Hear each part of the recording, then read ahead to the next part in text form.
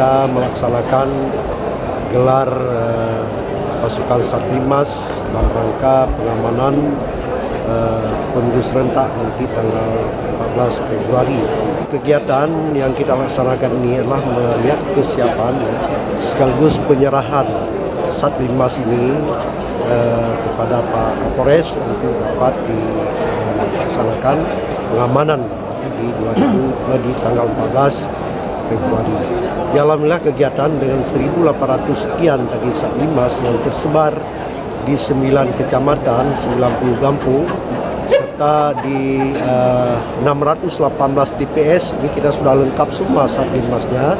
Nanti mereka lah yang berada di depan untuk melakukan pengamanan, kenyamanan, ketertiban masyarakat yang akan melaksanakan pencoblosan pada tanggal 14.